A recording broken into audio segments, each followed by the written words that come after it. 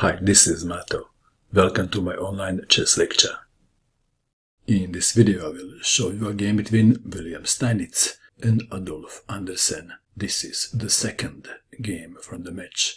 In the first game, Adolf Anderssen won. In this game, Wilhelm Steinitz had white pieces and he started with e4, e5 and now f4. King's Gambit. King's Gambit was a normal opening in those days. The rumor says that in those days someone played a Queen's Gambit and everybody thought that he was weird. It is for that reason, or maybe he didn't have mustache. Okay, back to our game. Pawn takes pawn on f4, King's Gambit accepted. Knight to f3, the standard move. g5, another standard move. Bishop to c4, g4. White to move. Knight to e5. Castling and sacrificing the knight was quite normal move in those days, but in 1862 Steinitz lost to Anderssen with his Muzio Gambit. And you know how the saying goes? Once you've been beaten by a snake, you are afraid even of a piece of rope. Back to our game. So after g4 we have knight to e5 and this allowed queen to h4 check, king to f1, knight to h6 defending pawns, d4 the standard move, d6 another standard move, d3, f3. This move was actually invented by Greco in 1620. Greco was the first professional chess player. g3 keeping the file closed. Black to move, very important moment of the game. Queen to h3 check was played. After this game, Queen to e7 became more popular. Let's see why. Queen to h3 check, king to e1, queen to h5. Let's take it back. How about queen to g2, attacking the rook? How would you continue? Then knight to f2, followed by bishop to f1 winning the black queen. Back to our game.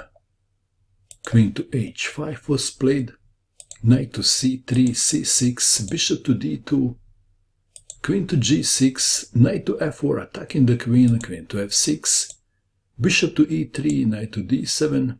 White is a pawn down, but white has a stronger presence in the center. King to f2. This is quite a safe spot for the white king. Rook to e1 could be next. Knight to g8, white to move. What would you do in this position if you had white pieces? The general rule is, if you have castled and your opponent didn't, then you want to open the e-file. e5 was played. Queen to e7, e6, f takes on e6, knight takes on e6. And black now has a position which is not easy to play. Let's see why.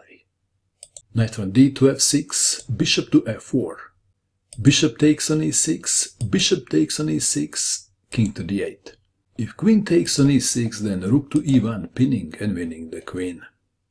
King to d8, rook to e1, queen to g7, white to move. Which move is asking to be played in this position? What would you do? Steinitz played d5. Opening of the d-file would cause trouble to black king. c5, keeping the file closed.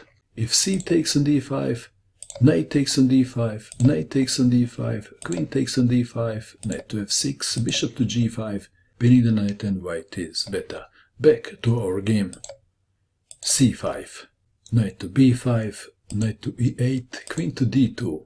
White has a safe king and better activity of the pieces.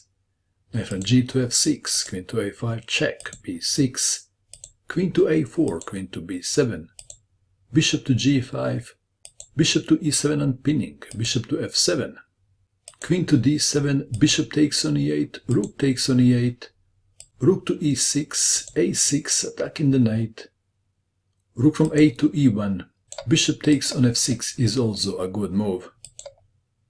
Rook from a to e1, queen takes on b5, queen takes on b5, a takes on b5, bishop takes on f6, rook to a7, If bishop takes on f6, rook takes rook check, and after king to c7, rook takes rook, white wins.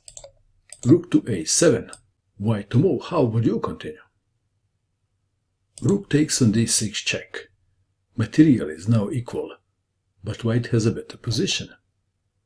Rook to d7 blocking, rook from d to e6 threatening d6 in some variations.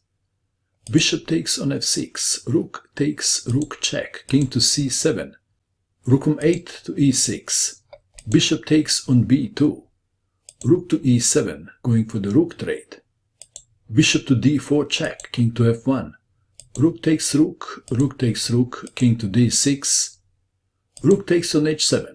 Rooks are generally stronger than bishops in the endgame. King takes on d5. Rook to h4, king to c4. Rook takes on g4, king to c3. h4, king takes on c2, and black has now a dangerous passed pawn. h5, bishop to e3, white to move. How would you continue now if you had white pieces? A rook should be generally placed behind the passed pawn. But if in this position rook to h4, then bishop to h6. So, Wilhelm Steinitz played this very cool move. Rook to f4, c4, h6, bishop takes on f4, g takes on f4, c3. It came down to a pawn race. h7, king to b1, pawn to h8, queen, c2, queen to h7, pinning the pawn, king to b2, queen to g7 check, king takes on a2, queen to c3, and Anderssen resigned in view of this continuation. King to b1, queen to b3. And now, king to a1 would be a good move for black, if black didn't have other pawns. But in this position, after king to c1, queen to b4, after f2, king takes on f2, king to d1, queen to e1, check, mate. Wow, what a beauty. What do you think of this game? And that is all. I hope that you enjoyed watching this video. I wish you good luck with your chess, and bye for now.